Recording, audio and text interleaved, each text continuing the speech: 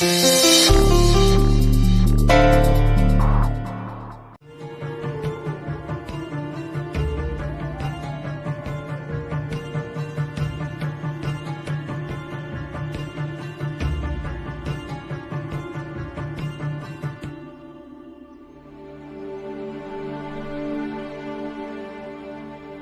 ना। मैंने आपसे एक बात छुपाई है। क्या? बाबा सुबह सुबह उस अधिकारी से मिलने गए थे जिसने आपको ये फाइल दी है। वो उनसे ये कहने गए थे कि वो आपको छात्रवृत्ति के अनुबंध से मुक्त कर दे। इतनी बड़ी बात और तुम मुझे अब बता रही हो? माफ कर दीजिए, बाबा ने मना किया था। इसका मतलब बाबा ने बहुत बड़ा फैसला लिया है।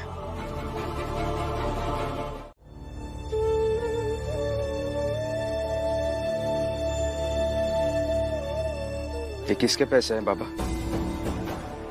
चाहे जिसके भी हो, तुमसे मतलब? चले जाओ यहाँ से। मैं आपसे पूछ रहा हूँ बाबा, ये पैसे किसके हैं? क्यों लिए आपने? और आप बड़ौदा क्यों जा रहे थे? मेरी मर्जी, मैं चाहे जहां भी जाऊं। नहीं बाबा, काम करने का फैसला मेरा है और मैं काम करूंगा। आप ये सब जो कर रहे हैं ना, वो मत कीजिए। आप मुझे बता दीजिए ये पैसे किसके हैं, मैं अभी के अभी जाकर लौटा कर आऊंगा। मेरी खुशी तुम कभी बर्दाश्त नहीं कर पाते ना भीम। बाबा मैं आपसे कुछ पूछ रहा हूँ, ये पैसे किसके हैं? मेघनाथ के पैसे हैं। बस हो गई शांति। आपको ऐसा नहीं करना चाहिए था।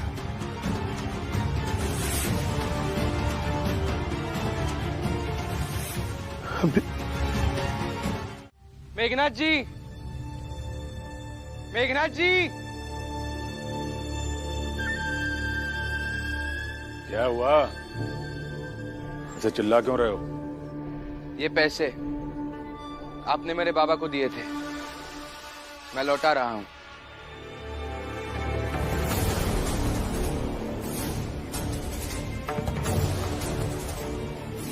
और एक बात बताना चाहता हूं, ये सब जो आप कर रहे हैं ना, मत कीजिए।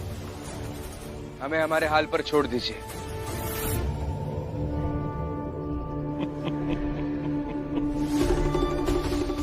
ये राम जी भी ना एक नंबर का निकम्मा आदमी। अरे एक छोटा सा काम दिया था आपने जिम में, वो भी ठीक से नहीं कर पाया। मेघनाथ जी, ढंग से बात कीजिए। हाँ, बाबा है वो मेरे, कुछ भी नहीं सुन लूंगा उनके बारे में। और एक बात आप तीनों अच्छे से याद रखिए, आगे से कभी भी ऐसे पैसों की लालच देकर मेरे बाबा को या मेरे घर में किसी को भी मुझसे खिलाफ करने की या मुझसे छीनने की कोशिश मत कीजिए, असफल हो जाएंगे।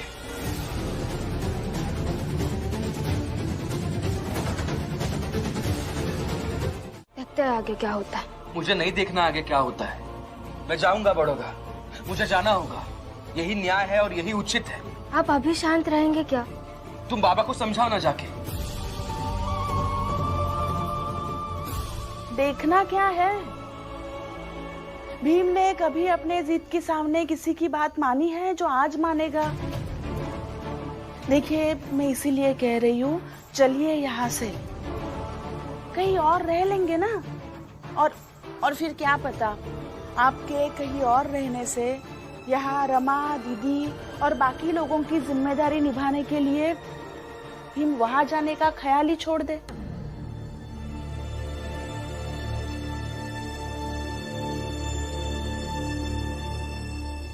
कमाल है ना जीजू भाई, हर बात में अपना स्वार्थ ढूंढ लेती हो, है ना? स्वार्थ नहीं, पति ढूंढती हूँ हर बात में, क्योंकि जीवन में मुझे कभी पति मिला ही नहीं ना, इसलिए। ठीक है, अगर भीम का इरादा नहीं बदला तो मैं तुम्हारे साथ चलूंगा, क्योंकि भीम को रोकने की मैं हर तरह की कोशिश करूंगा, हर तरह की।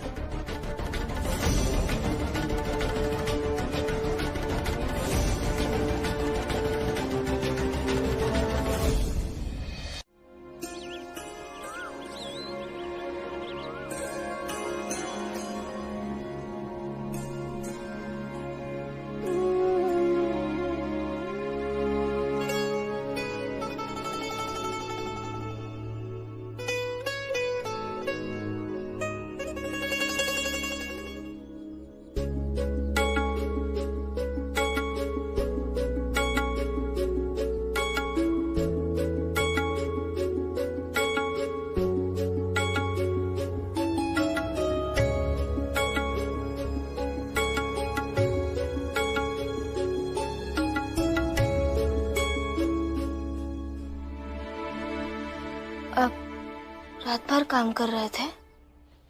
हाँ रमा, ये सब जल्द से जल्द खत्म करके उन्हें देना है, तभी तो मैं बड़ौदा जा पाऊंगा। और मैं यही चाहता हूं कि मैं जल्द से जल्द बड़ौदा चला जाऊं, ताकि जो गतिरोध बना है वो खत्म हो सके। आपको एक बार बाबा के पक्ष में खड़े होकर नहीं सोचना चाहिए क्या? नहीं,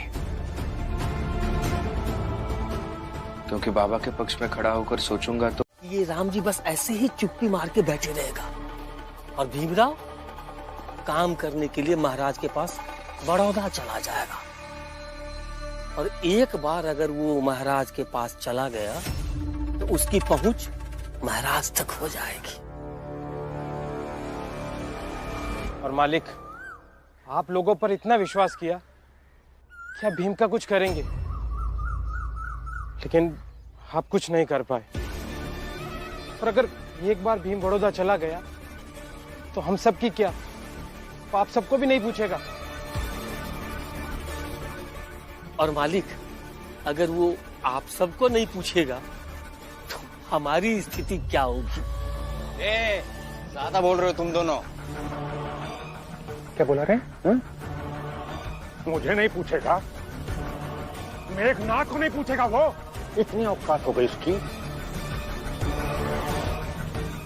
वो मुझे पूछेगा या नहीं पूछेगा ये तो बाद में निपटूंगा मैं उससे। तुम दोनों की क्या स्थिति होने वाली है ये अभी दिखाता हूं मैं। अरे मुंह क्या देखा, मार इनको। साहब, औकात हो गया अपनी ये। साहब मारिए मत, हम तो बस बता रहे हैं। मालिक, अच्छा, हमें बताओगे? रुको, हम बता दे।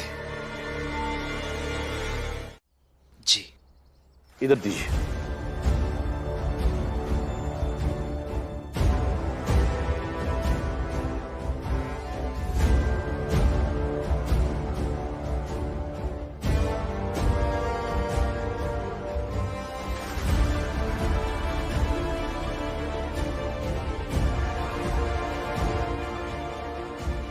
बहुत अच्छे। भीमराव, ये बताओ कि बड़ौदा कब जा सकते हो? जब आप कहे तब।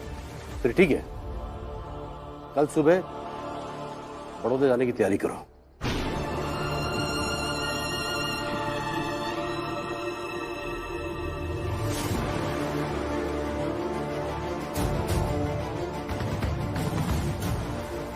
हम कल सुबह सुबह आएंगे तुमको लेने के लिए, तो तैयार रहना। जी, मैं कल सुबह तैयार रहूंगा। तुम जा सकते हो।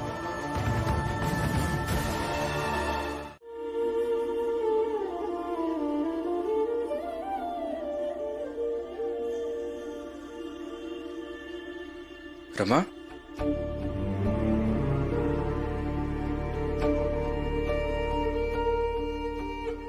रो रही हो क्या? नहीं, मैं कहाँ रो रही हूँ, खुश हूँ मैं। झूठ मत बोलो, आंखों में आंसू है तुम्हारे। रो रही हो तुम। क्यों रो रही हो?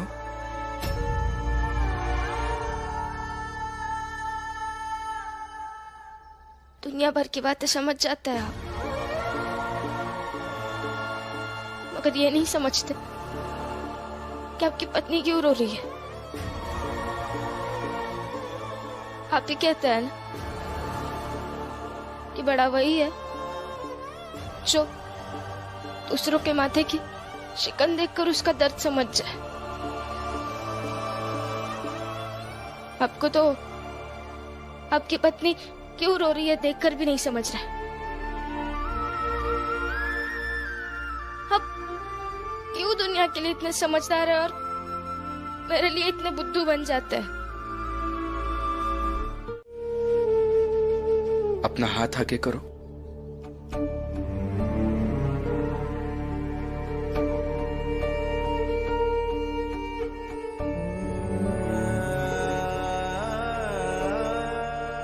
क्या हुआ? हाथ आगे करने क्यों कहा?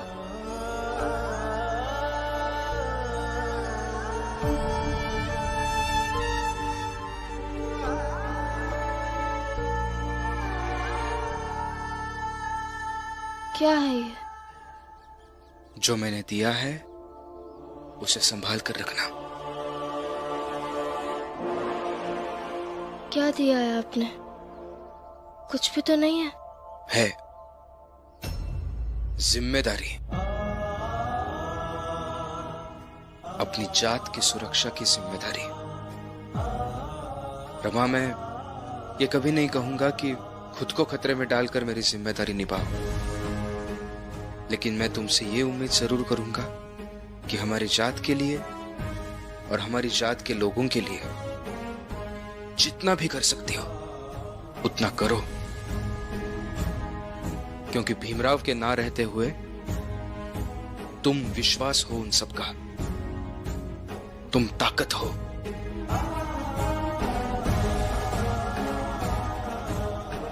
अब आप चाह रहे तो मैं वादा करती हूँ कि आपकी दी गई जिम्मेदारी मैं जरूर निभाऊंगी, हर कीमत पर निभाऊंगी। नहीं रमा,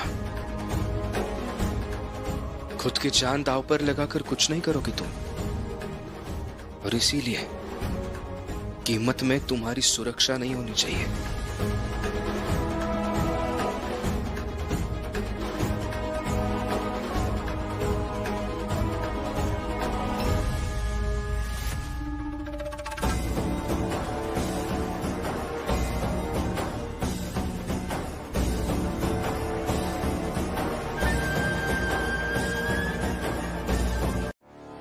हम नहीं ढूंढेंगे बाबा को।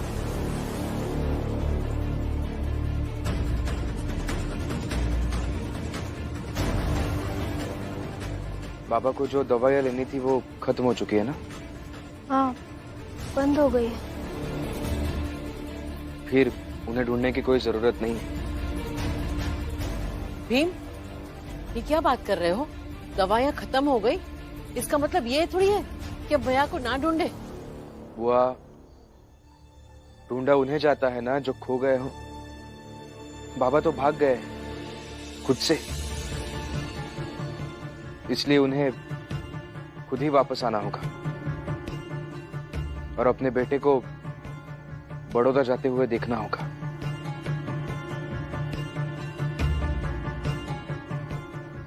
मगर भीम भाव, आप तो जानते हैं ना बाबा अकेले नहीं गए हैं, आई भी है उनके साथ। और आप तो उन्हें अच्छे से जानते हैं, वो बाबा को कभी घर पर आने नहीं देंगी, कुछ भी कर सकती है वो। भीम, करुणा सही कह रही है। हम जानते हैं ना जीजाबाई को, वो कभी भी ये नहीं चाहेगी कि भैया हम सबके साथ रहे। चलिए ना भीम भाव, इससे पहले आई बात को और बिगाड़ दे, हम जाकर बाबा को ढूंढकर घर ले आते हैं। भाभी, जीजाबाई जी चाहे जो कर ले, लेकिन बाप बेटे के रिश्तों के बीच की भावनाओं को नहीं तोड़ सकती है। इसलिए बाबा को खुद ही वापस आना होगा और अपनी आंखों के सामने मुझे काम करने के लिए बड़ौदा जाते हुए देखना भी होगा।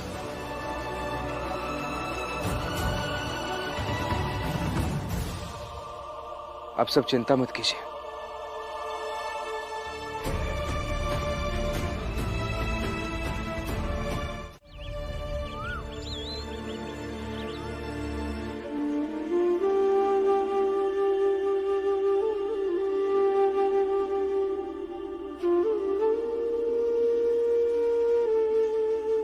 भीम, अगर तुम चले गए तो शायद बाबा कभी लौट कर ही ना आए। इतनी बड़ी कीमत चुका कर जाओगे क्या तुम? हाँ भीम, मुझे भी लगता है कि तुम्हें यहाँ से नहीं जाना चाहिए। लेकिन भीम भाव, आप जाइए। बाबा को ऐसे नहीं जाना चाहिए था। हाँ, यहाँ जो होगा सो होगा, लेकिन आप जाइए।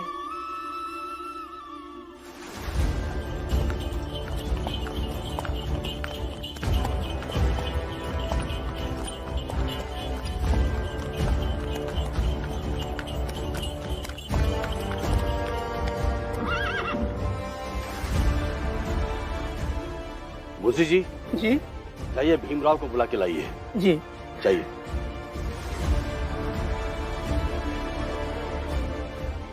कोचवान, बग्गी को वापस घुमा लो।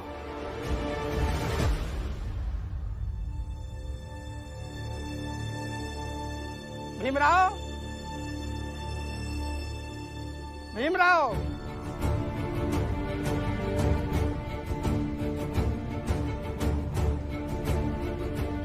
भीमराव जल्दी बाहर आओ।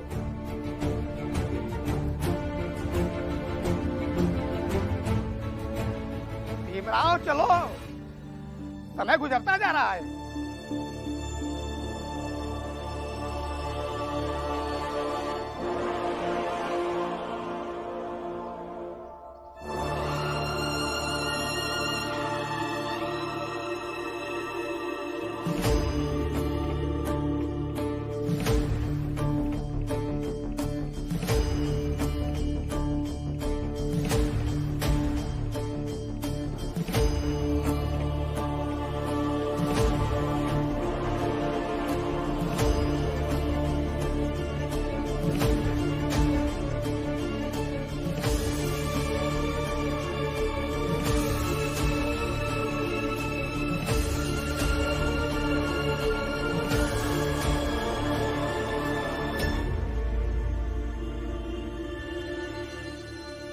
राम जी गुस्सा होकर कहीं भाग गया है, क्योंकि वो नहीं चाहता है कि भीमराव महाराज के यहाँ काम करे।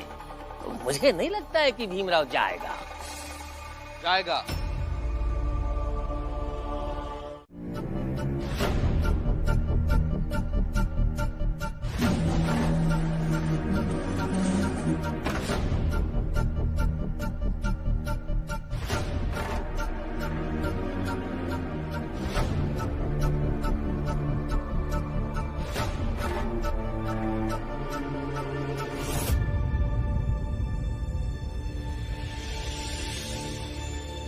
भैया आप जाइए, आप दोनों, और बाहर जाकर लोगों से ये कह दीजिए कि भीमराव चाल में तब तक भूखा प्यासा बैठा रहेगा जब तक उसके बाबा वापस नहीं आ जाते। और ये बात बाबा तक अपने आप पहुंच जाएगी। भीम, ये कैसी जिद है? यहाँ किसी को पता नहीं है बाबा कहाँ गए, इस वक्त वो कहाँ होंगे। तुम ऐसे भूखे प्यासे रहोगे तो कैसे चलेगा? हाँ, ये कैसे जिद है? आप ऐसे कैसे रहेंगे? जिद नहीं है ये तरीका है बाबा को वापस लाने का। वो मेरी वजह से घर छोड़ के गए हैं ना, तो मेरी ही वजह से उन्हें वापस भी आना होगा। बाला भैया आप चिंता मत कीजिए, आप जाइए।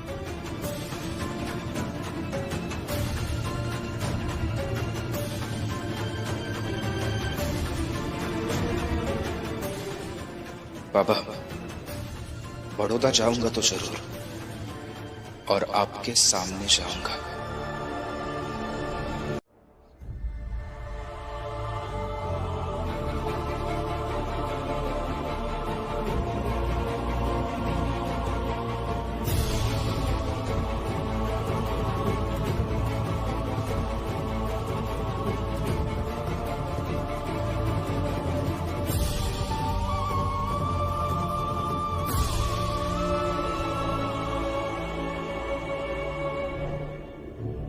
कहाँ है ये राम जी?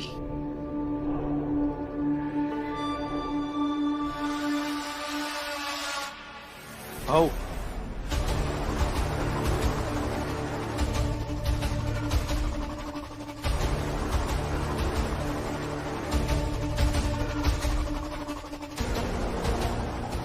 ये देख,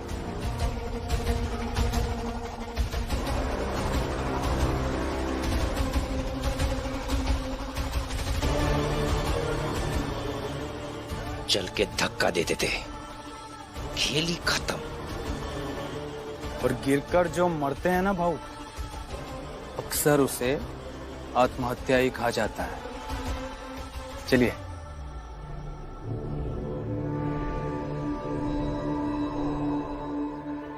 सब लोग मिलकर मुझे मेरे पति से दूर रख रहे हो। रुको, रुको तुम, रुको।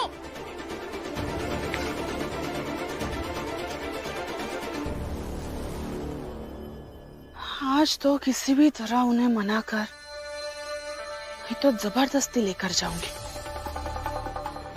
क्योंकि अगर आज उन्हें नहीं लेकर गई, वापस कभी लेकर नहीं जा पाऊंगी।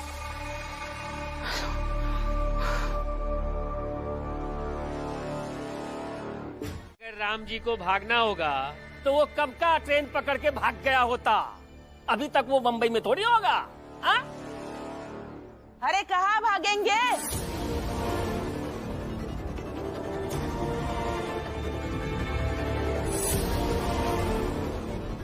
हाँ? कहाँ भागेंगे? उनके जीवन में भीम से बढ़कर कोई है ही नहीं, और ना ही वो जाना चाहते, इसलिए आ गए लौटकर।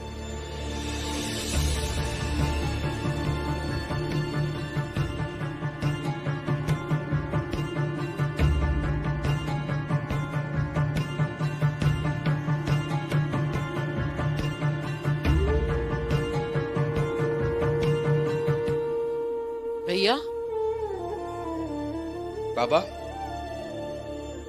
कहाँ चले गए थे आप? अगर मैं घर छोड़कर चला जाऊंगा, तुम खाना पीना छोड़ दोगे? हाँ, छोड़ दूंगा।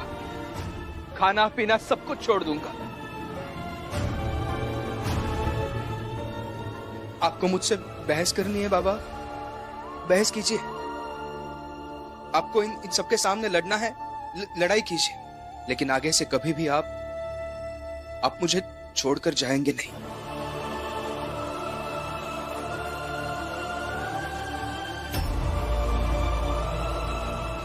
हाँ बाबू, उस दिन आप ही ने मुझे समझाया था ना कि जितनी लड़ाई करनी है यहाँ रहकर करो, लेकिन घर छोड़कर जाना सही नहीं है।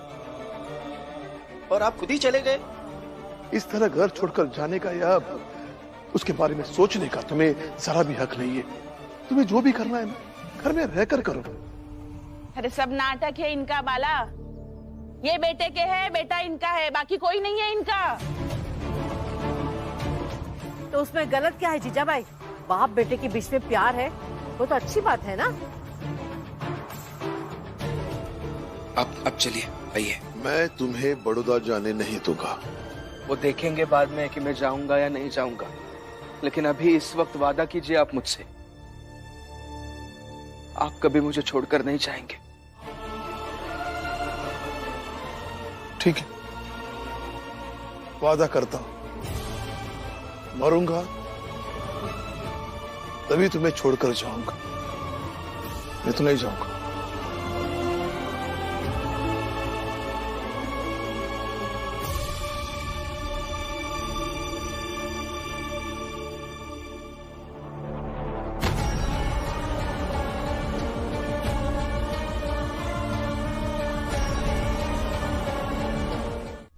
ताकि आप सबको मैं दिखा सकूं अपने बच्चों की हालत। बच्चों, आ गया। और कपड़ा हटाकर अपनी चोटें दिखाओ इन सबको। ध्यान से देखिए मेरे बच्चों की हालत।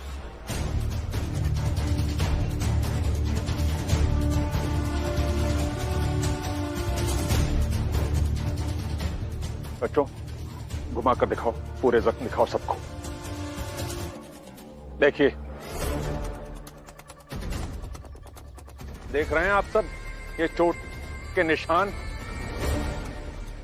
जानते हैं मेरे बच्चों के बदन पर ये चोटें किसने दी हैं? छोटी जात के 2 लोगों ने। छोटी जात के। भीमराव के दोनों भाई बाला और आनंद ने दिया है सब। अब फैसला आप सबको करना है कि हमें जात से बाहर रखकर ऐसे ही शांति से बैठकर हमारी हालत का तमाशा देखें या हमारे साथ मिलकर इन चोटों का बदला लें। देखिए, मेरी बस इतनी प्रार्थना है कि मेरे बच्चों के आंसुओं को एक तराजू पर रखकर ही कुछ भी सोचिएगा या फैसला लीजिएगा।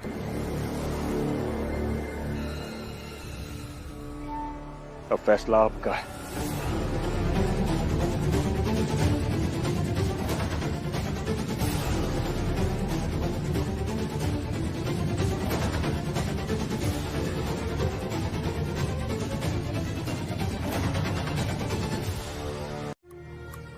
कि सही क्या है? एक बार भागकर कोरेगांव चली गई थी, क्या मिला? अंत में लौट कर आ ही गए। हाँ, आ गई लौट कर मैं, क्योंकि मुझे लगा था कि ये घर मेरा है, आप मेरे हो। लेकिन अब ऐसे लगता है कि मैं विधवा ही ठीक थी। मुझे आपके साथ शादी करनी ही नहीं चाहिए थी, क्योंकि जब रिश्ते बनते हैं ना तब उम्मीदें पैदा होती। ना शादी होती, ना पति होता, और ना ही मेरा पत्नी बनने का सपना फिर से जगता। सारे सपने जल गए मेरे। नहीं, जल नहीं गए। आपका जो आपके बेटे के प्रति प्यार है ना, उससे दबकर, कुचलकर, कूट कूट कर टुकड़े हो गए। बुरादा बन गया है मेरे सपनों का।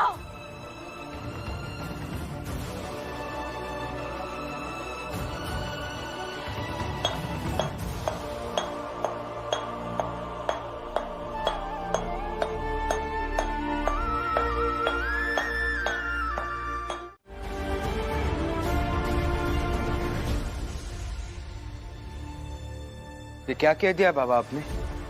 आपको अंदाजा भी है कितने पैसे होंगे? चाहे जितने भी लगे, एक मौका मिला है, इस मौके का फायदा हम हर हाल में उठाएंगे। आप समझने की कोशिश तो कीजिए, इतने सारे पैसे हम नहीं इकट्ठा कर पाएंगे, बहुत पैसे हो जाएंगे बाबा। तुम अंदर जाओ, मुझे जरा सोचने दो कि हमें क्या करना है। जाओ अंदर जाओ।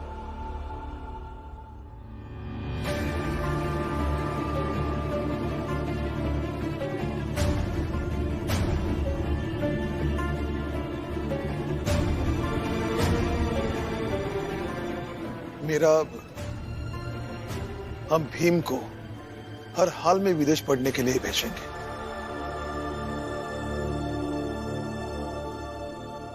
आप में से कितने लोग मेरे साथ हैं जो भीम को बड़ौदा जाने के बदले विदेश में पढ़ने के लिए भेजना चाहते हैं?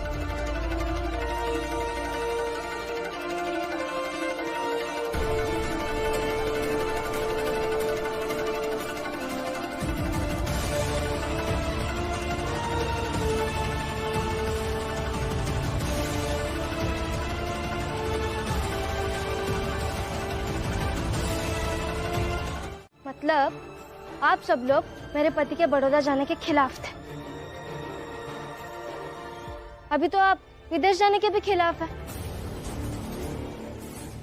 मतलब आप पक्ष में हैं बड़ौदा जाने के।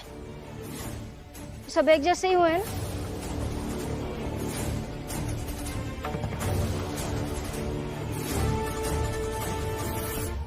अजीब बात नहीं है, आप लोगों के जीवन में सिद्धांत ही नहीं है।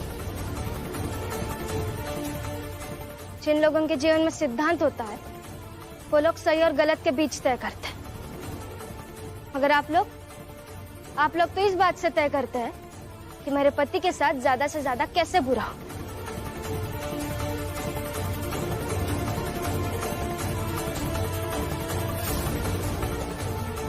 यानी कि भीम भाव के जीवन में आगे क्या होने वाला है, इससे तय होता है कि आप लोग को आगे क्या करना है। मतलब भीम भाव आप सबके जीवन को निर्धारित करते हैं।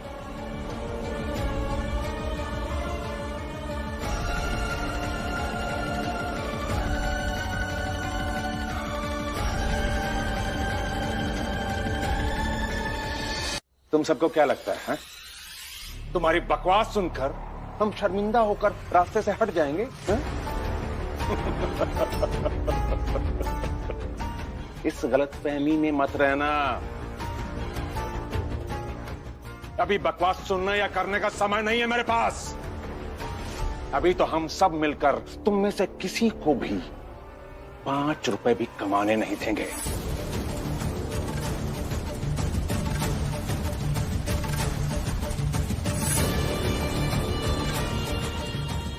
चाहे कुछ भी कर लो तुम सब, चाहे अपना खून ही क्यों ना बेच दो।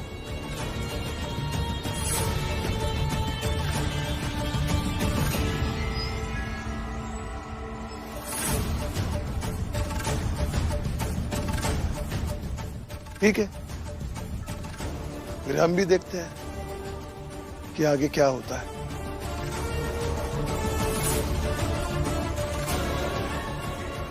चल।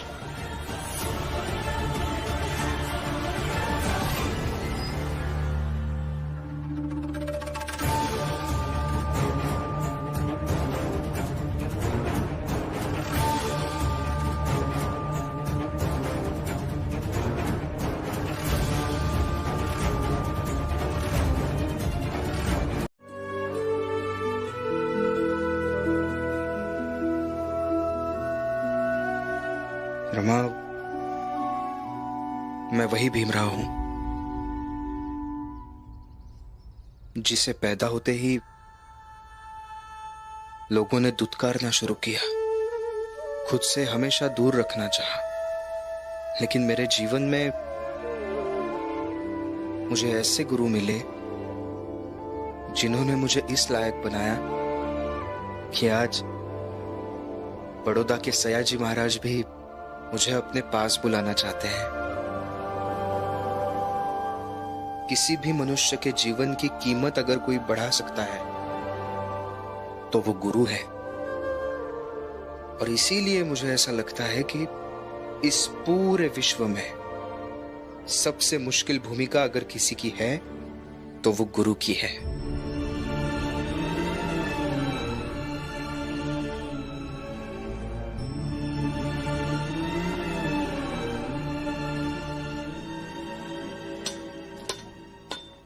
वहां ठीक से देखो रमा,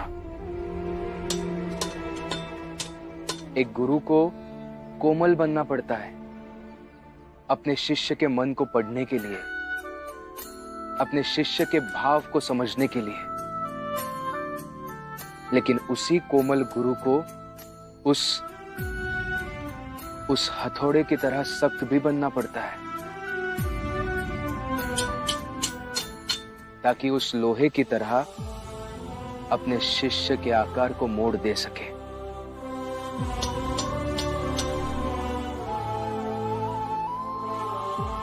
और गुरु निस्वार्थ भी होते हैं, क्योंकि बना हुआ शिष्य काम आता भी है तो वो दूसरों के लिए काम आता है। उनके इस समय तो बस फिर से कोई बनने वाला शिष्य आता है। और इसीलिए तो गुरु बनना बहुत मुश्किल बात है, क्योंकि सिर्फ ज्ञान ही नहीं बल्कि एक गुरु अच्छाई का भी वाहक होता है। और इसीलिए फिर एक बार मैं अपने जीवन के सारे गुरुओं को प्रणाम करना चाहता हूं।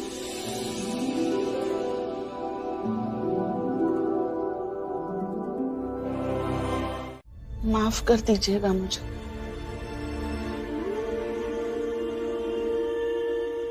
मुझे ऐसा नहीं कहना चाहिए था। किस बात के लिए माफी? आज तक तुमने इतना कुछ कहा है, किस किस चीज के लिए माफी मांग रही हो? बाकी सब जो मैंने कहा है उसके लिए ना ही मुझे अफसोस है और ना ही माफी। माफी तो बस इस बात की है, मुझे ऐसा नहीं कहना चाहिए था कि मैं विधवा ही ठीक थी।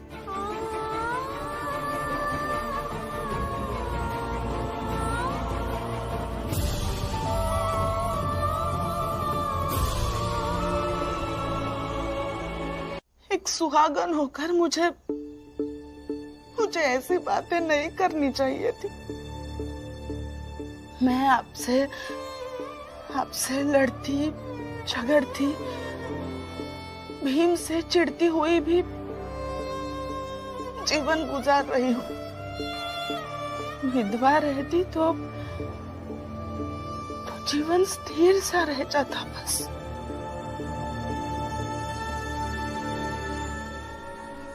सुनिए, आया अंदर रो रही है, जल्दी चलिए ना। क्या?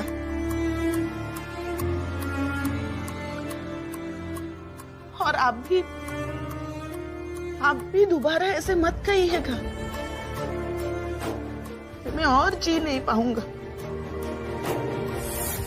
जीने की मेरी अभिलाषा कम हो गई, मत कहिएगा।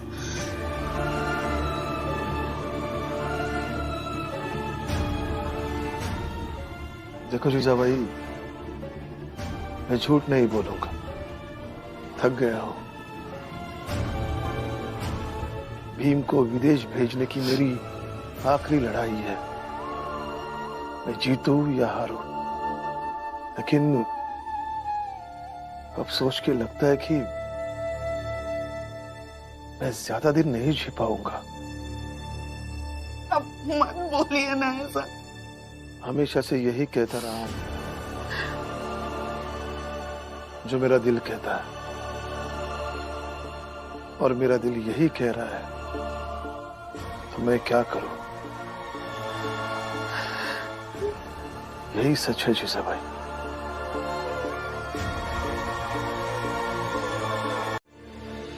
आनंद, ऐसे हम जब भी काम ढूंढने जाएंगे और तब ये मेघनाथ और उसकी ऊंची जात वाले रोज हमारे पीछे आएंगे, तो ना तो हमें कोई काम देगा और ना ही हम पैसे कमा पाएंगे।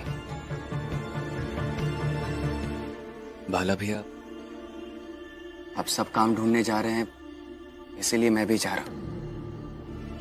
लेकिन भीम ने तो इतनी पढ़ाई कर ही ली है जिससे वो अच्छा काम कर सकता है। मुझे लगता है कि उसे महाराज के यहाँ काम करना चाहिए था और आगे बढ़ना चाहिए था। फिर जो भी वो सुधार की या समाज को आगे ले जाने की बात करता है वो करता रहे। लेकिन नहीं, फिर एक नई बात, अब बाबा उसे विदेश भेजेंगे। बस यही बात है बाला भैया कि मुझे बिल्कुल नहीं समझ में आ रहा है। आनंद, तुमने कभी सोचा है कि आज तक हम दोनों अपने जीवन में कुछ बड़ा क्यों नहीं कर पाए? क्यों? मैं बताता। तुम्हें याद है बचपन में बाबा, आई, बुआ सब चाहते थे कि हम दोनों भी भीम की तरह पढ़ाई लिखाई करें। उन्होंने बहुत कोशिश की, प्यार से समझाया, गुस्सा किया। पढ़ाई के अलावा और कोई बात सोची तो मार मार के टांगे तोड़ दूंगा, समझे? लेकिन मेरा कभी पढ़ाई में मन ही नहीं लगा, तो मैंने पढ़ाई छोड़ दी। फिर मैंने बाजा बजाना शुरू किया।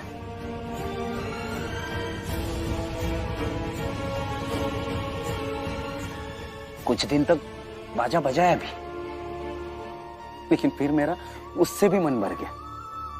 और तुमने भी पढ़ना शुरू किया था, लेकिन जल्द ही तुम्हारा भी मन पढ़ाई से भर गया। हम दोनों अपने जीवन में अलग अलग काम करते रहे, कभी भी केंद्रित होकर एक रास्ते पर नहीं चल पाए। लेकिन भीम, वो हमेशा केंद्रित होकर चलता रहा और चलते चलते आज इस मोड़ तक आ गया है जहां से उसे विदेश भेजना भी दूर नहीं लग रहा है। तो जाने दो ना उसे, हम में से कोई तो दूर तक जाए। पर बाला भैया, इतने सारे पैसे कहां से आएंगे? बाला,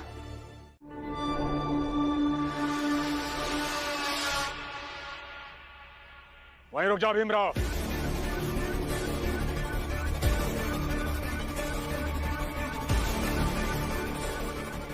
तुम्हारे समर्थक तो चुपके से काम ढूंढने निकल गए, पर तुझे हम काम के लिए जाने नहीं देंगे।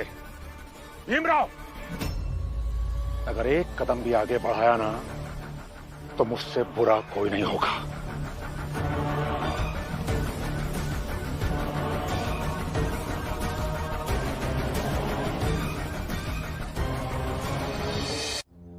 भीमराव, ये आखिरी चेतावनी दे रहा हूं तुझे। अगर एक कदम भी आगे बढ़ाया ना तो जान से मार डालूंगा। यहीं से वापस लौट, चल जाओ। मेघनाथ जी, मेरे सारे समर्थक अपना घर बार छोड़कर काम ढूंढने, पैसे कमाने के लिए गए हैं। अपना घर छोड़ने का दर्द, भूखे प्यासे रहने की तकलीफ, इस सब के सामने मुझे मेरी जान की परवाह नहीं है। लेकिन आप सब एक बात याद रखिए, जो लोग मुझे विदेश भेजने के लिए अपना सब कुछ छोड़ सकते हैं, अगर मुझे कुछ हो गया तो वो आप सबके साथ क्या कर सकते हैं। और उन सब के लिए इस बात का पता लगाना मुश्किल नहीं होगा कि मेरे साथ बुरा किसने किया है।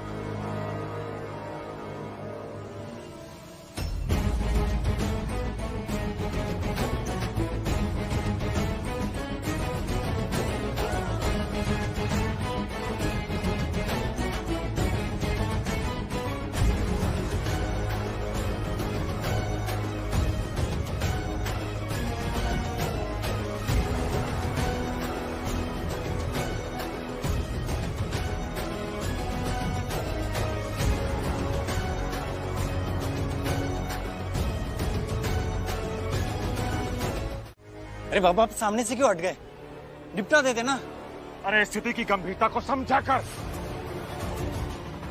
अगर अभी इसे हाथ लगाते ना तो हमें से कोई नहीं बचता, इसीलिए जाने दिया इसे। समय आने दे, फिर देखेंगे इसको। पर फिलहाल तो इसके जो समर्थक है ना, जो यहां से दूर चले गए हैं, उनमें से अगर एक दो को निपटा देना, किसी को पता भी नहीं चलेगा। क्या समझा? और एक बात और समझ ले शिशुपाल, भीमराव का अंत करने से ज्यादा जरूरी है भीमराव को जिंदा रखकर इसके विचारों का अंत करना, ताकि ये अपनी आंखों से देख सके अपने विचारों को मरता दम तोड़ता हुआ।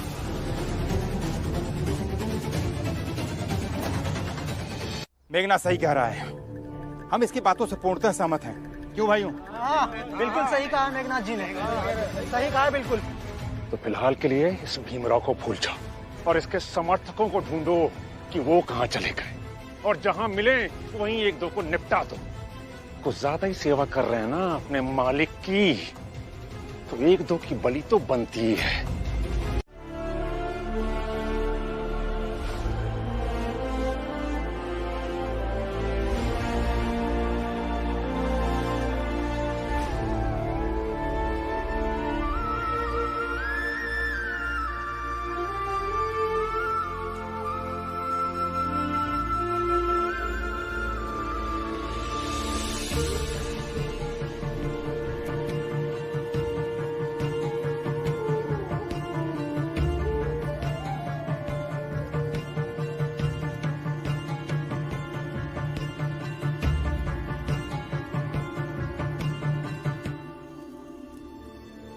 करुणा दीदी, खाना पक जाएगा तो आप इसे उतार दीजिएगा, मैं रमा के पास जाती हूँ।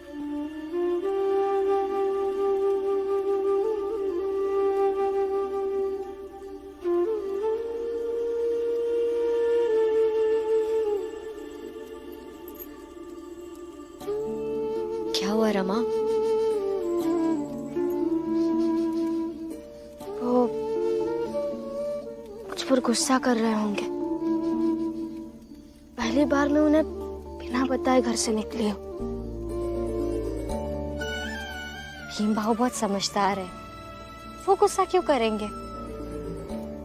दीदी, पति पत्नी के रिश्ते में समझदारी से ज्यादा भावनाएं होती है। मैं जानती हूँ जरूर मुझ पर गुस्सा कर रहे होंगे।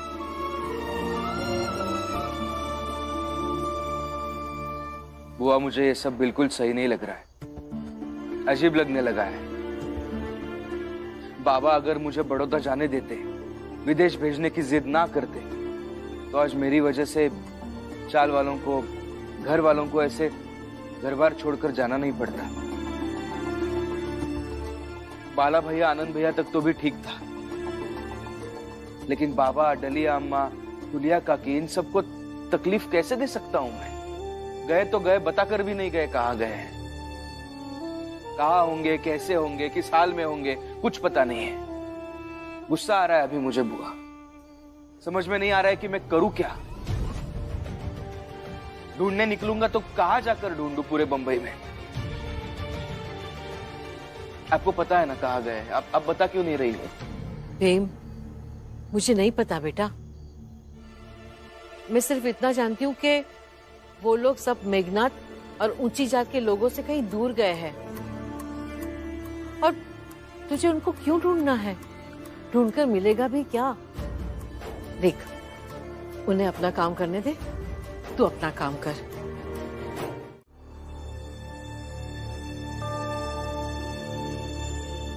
बाबा, रमा ने खाने से मना कर दिया।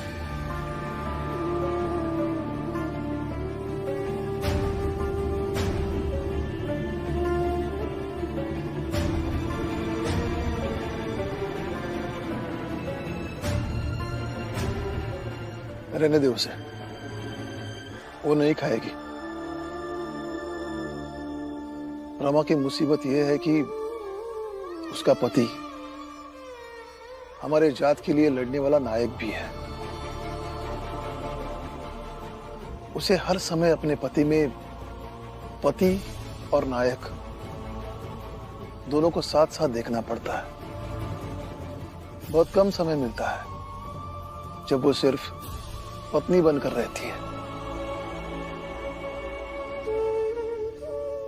रहने दो उसे, तुम खा लो, बैठो बैठो बैठो।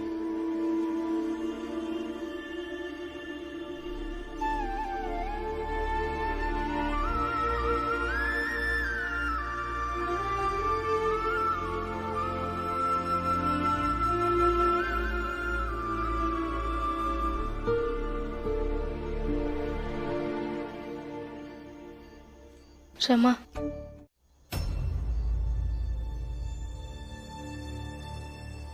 बाबा, ये तो बहुत कम पैसे हैं, इतने पैसों में नहीं हो पाएगा। बाबा, अगर पैसे कम होंगे तो हम भीम को महाराज के अनुबंध से कैसे मुक्त कर पाएंगे?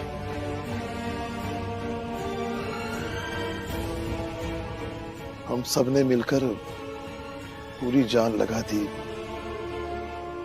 सबने मिलकर कोशिश की, दिन रात काम किया, भूख में दर दर भटके, लेकिन सब मिलकर भी उतने पैसे जुटा नहीं पाए। गरीब आदमी के सपनों की कीमत इतनी कम क्यों होती है? बाबा, कम से कम हमें इस बात की खुशी होनी चाहिए कि हमने हार नहीं मानी, हमने अंत तक कोशिश की। अब नहीं हुआ तो नहीं हुआ। अरे कैसे नहीं हुआ तो नहीं हुआ? भीम बड़ौदा चला जाएगा और मैं ये हरगिज होने नहीं दूंगा, नहीं दूंगा। बाबा, नहीं होने दूंगा। बाबा, रमा, कुछ देर के लिए बाबा को अकेले छोड़ देना ही सही रहेगा। उन्हें समझा के, उनसे बात करके अब कोई फायदा नहीं है। क्योंकि ये जितने पैसे हैं, इनमें बहुत सारे पैसे जोड़ेंगे तब भी पर्याप्त पैसे नहीं हो पाएंगे। भीम,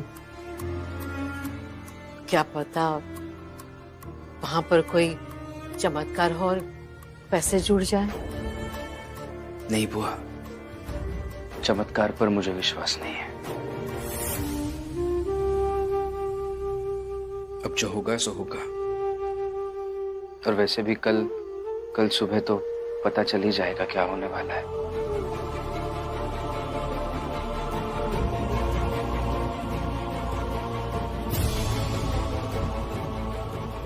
पता नहीं कल सुबह क्या होगा।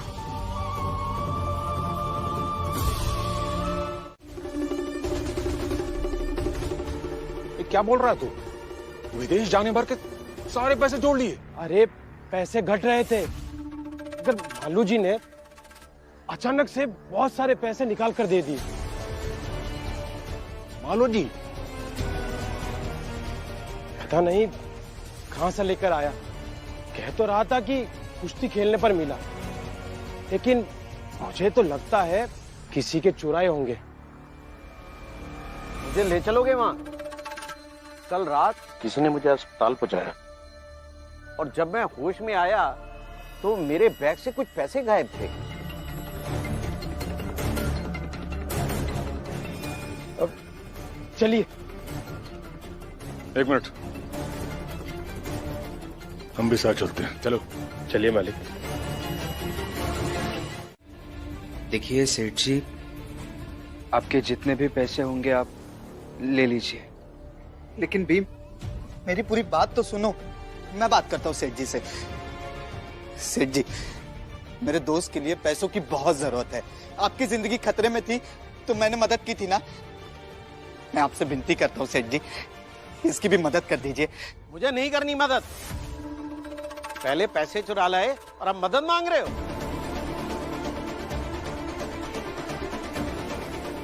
ए माला जी, अरे मदद तो दूर की बात है, तुझ पर तो पैसा चुराने का केस करेंगे हम। अरे कर दीजिए केस, डाल दीजिएगा जेल में। लेकिन सेठ जी, ये पैसे लेकर मत जाइए। आपके थोड़े पैसे से मेरा दोस्त विदेश चला जाएगा पढ़ने के लिए। आप ही सोचिए, अगर चोरी करनी होती तो मैं पूरा अटैची चुराता ना।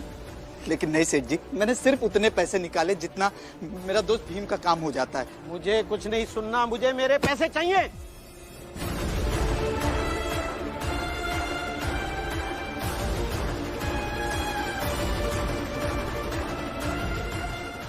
सेठ जी, मैं आपका पैर पकड़ता हूँ सेठ जी। मत, मुझे दूर हट तो। मैं आपकी पूरी जिंदगी गुलामी करूंगा सेठ जी। मेरे दोस्त पे एहसान कर दीजिए सेठ जी। सेठ जी, सेठ जी। मालू, उठो। सेठ जी, कृपा करके मदद कर दीजिए ना। हाँ सेठ जी, हमको अपने यहाँ काम पे रख लो। हम काम कर करके सब पैसे चुका देंगे। हाँ सेठ जी, थोड़ी सी मदद कर दीजिए। सेठ जी, कृपा करके मदद कर दीजिए ना। हाँ सेठ जी, थोड़ी सी मदद कर दीजिए। मेरे चंद पैसों के लिए कैसे गिड़गिड़ा रहे हैं सब। कितना अच्छा लग रहा है अपने सामने तुम लोगों की औकात को देख के।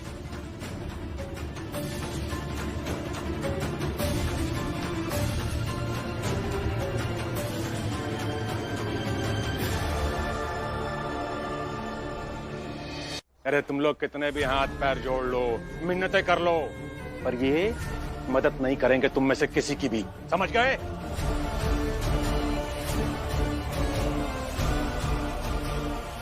दारू बेच के पैसे कमाते ना आप। उस अटैची में आपके धंधे के कागजात भी मिले। उसे देखकर पढ़कर समझ में आया कि कौन कौन से गलत काम करते हैं आप लोग। और इस मेघनाथ के दारू की धंधे की पूरी कथा तो मैं जानता हूं। इतने पाप से पैसे कमाए हो और 2 पैसे अच्छे काम के लिए खर्च करने के बजाय हमारी औकात पर हंस रहे हो।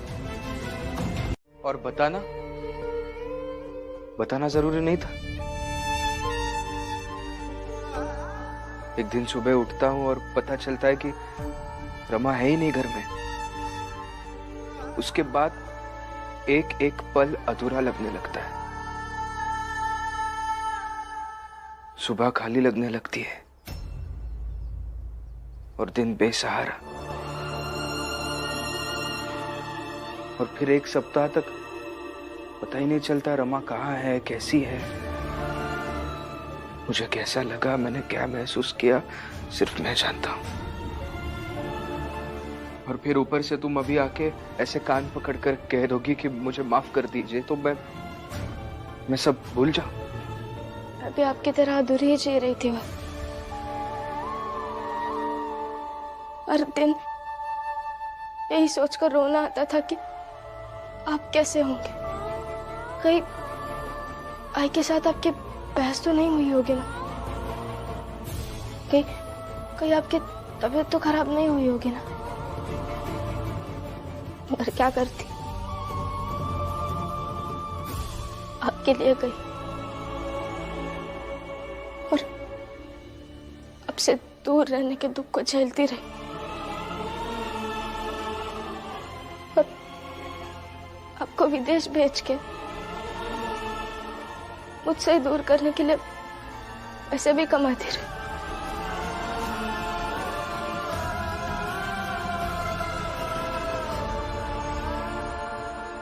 मैं तो बस एक हफ्ते के लिए आपसे दूर थी, अब तो पता नहीं कितने दिनों के लिए जा रहा है। और ये भी नहीं पता कि कब लौट कर आएंगे।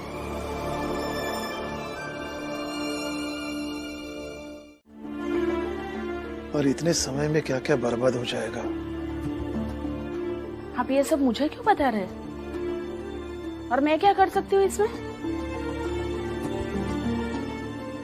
जीजाबाई, साफ साफ कहो तो तुम नाटक सोच लेती हो।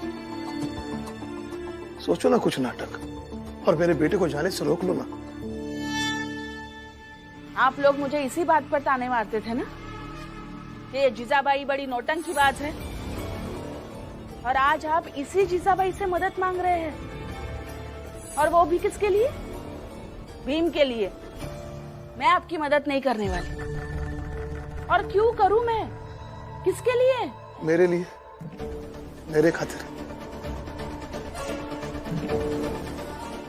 देखिए, मैंने कहा कि मैं आपकी कोई मदद नहीं कर सकती, और मेरे लिए तो यही बेहतर है कि भीम यहाँ से चला जाए। कम से कम शांति तो मिलेगी, और वैसे भी उसके रुकने ना रुकने से मुझे कोई फायदा नहीं होगा। अगर तुम्हारा फायदा हो तब भी कर दो रमा।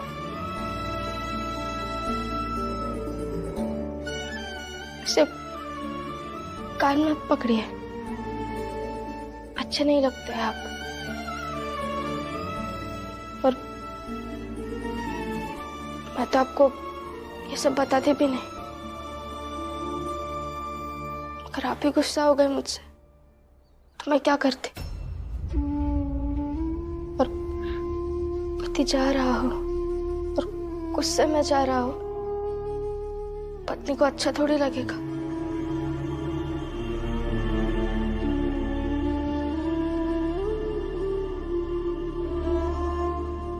अब सारा गुस्सा, शिकायत ये सब खत्म हो गया हो तो बाहर चले, सब इंतजार कर रहे हैं।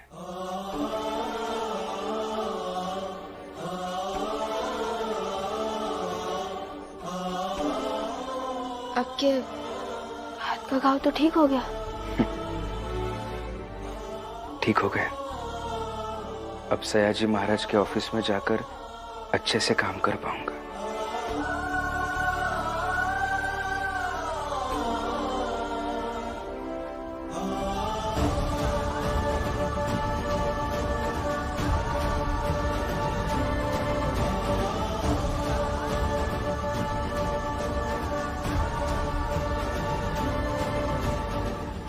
रमा,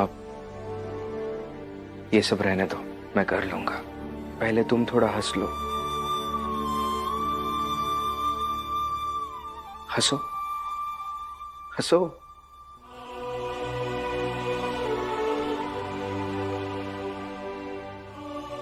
अब बिना भीमराव के इस चाल में रहने की आदत डाल लो।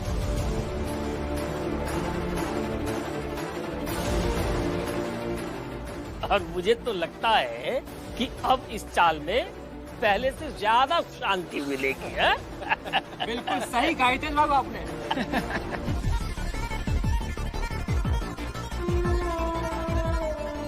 शांति तब रहेगी ना जब आप चुप रहेंगे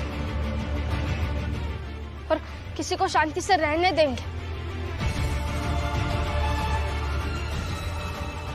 अगर इतना ही शांति का अनुभव हो रहा है तो जाइए, अपने कमरे में जाइए, फिर यहाँ से बाहर चले जाइए, लेकिन अभी यहाँ कुछ मत बोलिए।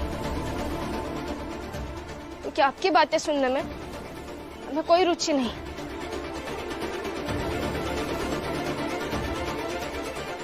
थक गई हूँ मैं आपके ताने सुन सुन के।